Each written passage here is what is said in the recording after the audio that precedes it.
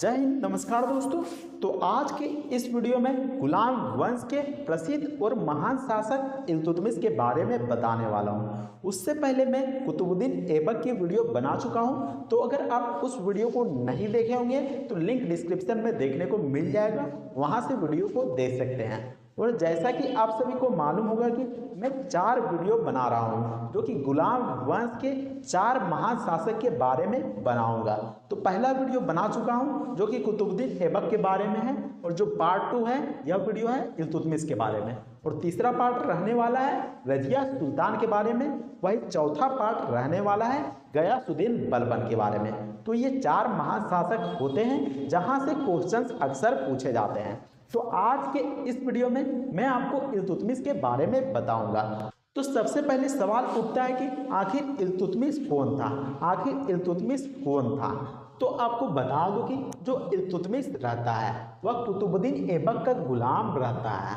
पुराने समय में जो दासों और गुलामों का बाजार लगता था, वहाँ पर दासों और गुलामों को खरीदा और बेचा जाता था। वहाँ पर से कुतुबुद्दीन ऐबक को खरीदता है मोहम्मद गोरी, जो कि कुतुबुद्दीन ऐबक को खरीदता है। ठीक वैसा ही जो कुतुबुद्दीन ऐबक रहता है वह इल्तुतमिश को खरीदता है।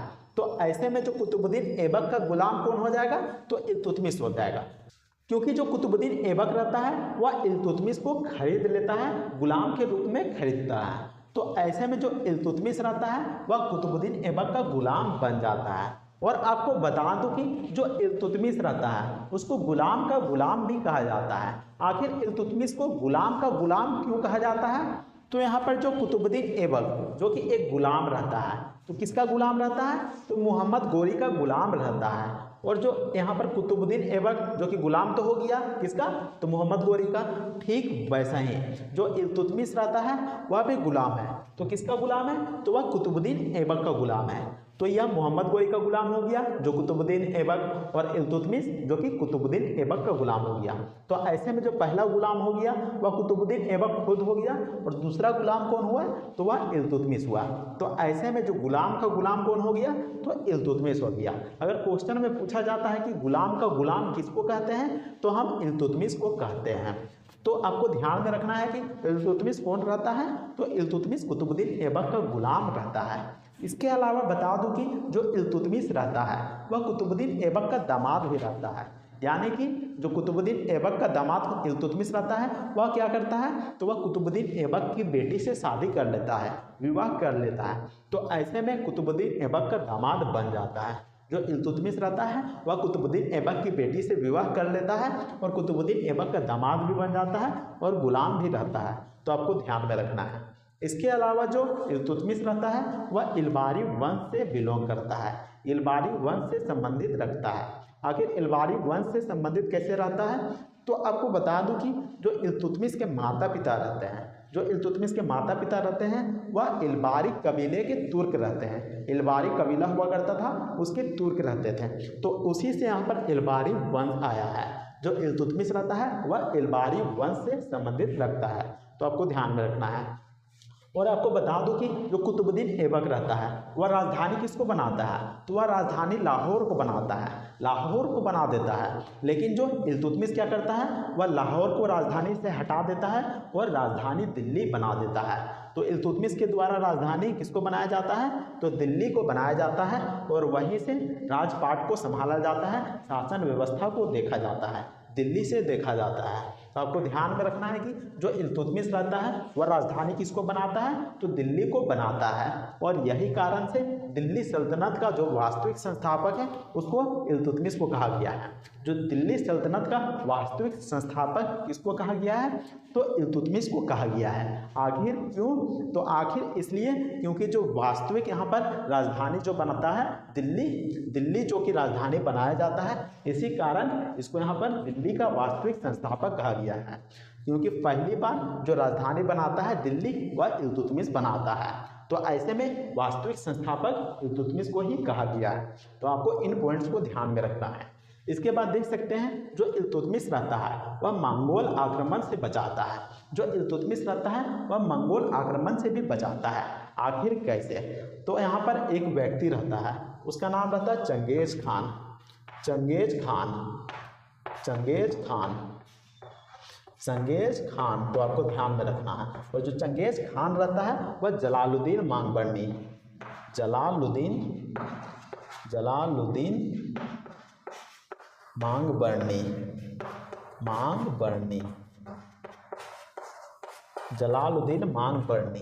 तो यहाँ पर दो व्यक्ति रहता है, पहला तो चंगेज खान हो गया और दूसरा जलालुद्दीन मांगबरनी।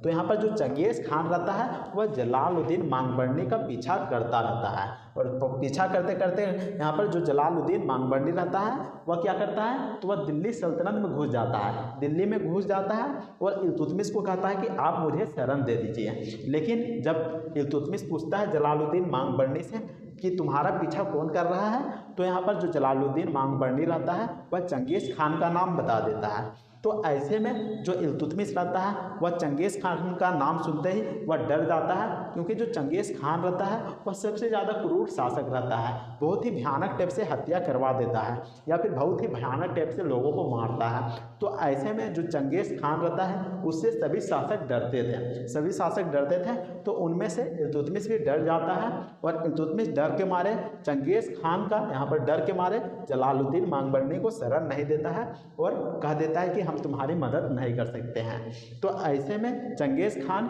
दिल्ली पर कोई धावा नहीं बोलता है, क्योंकि अगर मान लीजिए कि जो जलालुद्दीन मांगबरनी को अगर इल्तुतमिश शरण दे देता तो ऐसे में उसको भी खतरा हो सकता था, हो सकता है कि चंगेज खान दिल्ली पर आक्रमण कर देता और इल्तुतमिश को भी बंदी बना लेता या फिर उसको मार डालता। तो ऐसे में उसने यहाँ पर मंगोल आक्रमण से बचाया था, जो यहाँ पर दिल्ली को मंगोल आक्रमण से बचाया था। तो इस तरीके से बाहरी आक्रमण से इल्तुतमिश बचा लेता है। अब देखिए यहाँ पर जो इल्तुतमिश रहता है वह सिक्का भी जारी करता है, शुद्ध अरबी सिक्का को भी जारी करता है, जिसमें कि यहाँ पर दो प्रकार के सिक्के जारी किए जाते हैं। पहला चांदी का सिक्का जिसको कि हम टंका नाम से जानते हैं, वही जो तांबा का सिक्का रहता है उसको हम जीतल नाम से जानते हैं। तो दो प्रकार के सिक्के को जारी किया जाता है, पहला चांदी का सिक्का रहता है, दूसरा तांबा का सिक्का रहता है। तो जो पहला चांदी का जो सिक्का रहता है उसको टंका कहा जाता है और जो तांबा का सिक्का रहता है उसको जीतल कहा जाता है। अब देखिए यहाँ पर जो इल्तुतमिश रहता है यहाँ पर तुर्कान-ए-चहलगानी जिसको कि चालीसा नाम से जानते हैं उसका गठन करता है। आखिर यहाँ पर तुर्कान-ए-चहलगानी क्या था जिसको कि हम चालीसा नाम से भी जानते हैं, आखिर यह क्या था यह समझिए। तो जो तुर्कान-ए-चहलगानी रहता है उसमें 40 तुर्क अमीर लोगों को शामिल किया गया था, और जो इल्तुतमिश रहता था इसमें काफ़ी ज़्यादा भरोसा करते थे। जो 40 लोग थे उन पे इल्तुतमिश बहुत ही ज़्यादा भरोसा करते थे और भरोसेमंद लोगों को इसमें शामिल किया गया था। इसमें उच्च पद यहाँ पर लोगों को दिया गया था, ऊंचा पोस्ट यहाँ पर लोगों को दिया गया था, और इनके पास बहुत सारे अधिकार भी थे, बहुत सारे अधिकार भी दिया गया था इन 40 लोगों को। तो ये जो 40 लोग थे ये राजा के यानी कि इल्तुतमिश के शासन व्यवस्था में मदद करते थे, शासन को चलाने में मदद करते थे, और साथ ही साथ ये भी देखते थे कि अगर राजा के पीछे कोई षड्यंत्र हो रहा है, कोई विद्रोह हो रहा है, तो इसकी खबर भी राजा को देते थे। इसके अलावा इल्तुतमिश को सलाह भी देते थे, जो इल्तुतमिश था उसको सलाह भी देने का काम करते थे। तो यह काम था तुर्कान-ए-चहलगानी का। ये काफ़ी ज़्यादा पावरफुल रहते हैं और इतना ज़्यादा पावरफुल रहते हैं कि इल्तुतमिश के हटने के बाद यह खुद को ही राजा बना लेते हैं, यानी कि इतना पावरफुल रहते हैं कि यह राजा तक को भी हटा सकते हैं, विद्रोह करके राजा तक को भी हटा देते हैं। बहुत सारे अयोग्य शासक रहते हैं, कमज़ोर शासक रहते हैं, इन्हीं के वजह से हट जाते हैं, तुर्कान-ए-चहलगानी और चालीसा की वजह से ही हट जाते हैं। अब देखिए यहाँ पर इल्तुतमिश के द्वारा इक्ता व्यवस्था भी लाया गया था। आखिर इक्ता व्यवस्था क्या है? तो इक्ता व्यवस्था क्या है? तो इस व्यवस्था में क्या होता था, तो अभी के टाइम में क्या होता है, आप काम करते हैं तो आपको धन दिया जाता है, पैसा दिया जाता है। लेकिन जो इक्ता व्यवस्था के तहत जो उनके सेना थी, सेना में जो काम करते थे, जो अधिकारी होते थे, उनको यहाँ पर धन नहीं दिया जाता था, बल्कि उनको भूमि दिया जाता था, यानी कि वेतन की जगह पर उनको भूमि दिया जाता था। इसी को इक्ता व्यवस्था कहा जाता है। अब देखिए यहाँ पर इल्तुतमिश, आखिर इल्तुतमिश की मृत्यु कब होती है? तो 1236 ईस्वी में उसका शासनकाल खत्म हो जाता है, इल्तुतमिश की मृत्यु हो जाती है। तो आपको बता दूं कि जो इल्तुतमिश रहता है वह उसका तबीयत खराब हो जाता है, वह बीमार रहने लगता है और अचानक से 1236 ईस्वी में उसकी मृत्यु हो जाती है। फिर उसके बाद उसका पुत्र को यहाँ पर राजा बनाया जाता है, जो कि रुकनुद्दीन फिरोज रहता है। रुकनुद्दीन फिरोज रहता है, उसको राजा बनाया जाता है, लेकिन वह अयोग्य शासक रहता है। फिर उसके बाद रजिया सुल्तान आती है। तो अगले वीडियो में हम बात करेंगे कि आखिर रजिया सुल्तान किस तरीके से शासन पर बैठती है, और जो रजिया सुल्तान रहती है वह दिल्ली सल्तनत की अंतिम और पहली मुस्लिम शासिका रहती है। तो अगले वीडियो में हम बात करेंगे रजिया सुल्तान के बारे में, तो उसका भी लिंक डिस्क्रिप्शन में देखने को मिल जाएगा अगर मैं वीडियो बना लेता हूं तो। तब तक के लिए इतना ही। अगर आपको ये वीडियो पसंद आता है तो वीडियो को लाइक जरूर कीजिएगा और चैनल को भी सब्सक्राइब जरूर कर लीजिएगा। तो मिलते हैं नेक्स्ट वीडियो में, तब तक के लिए जय हिंद, वंदे मातरम।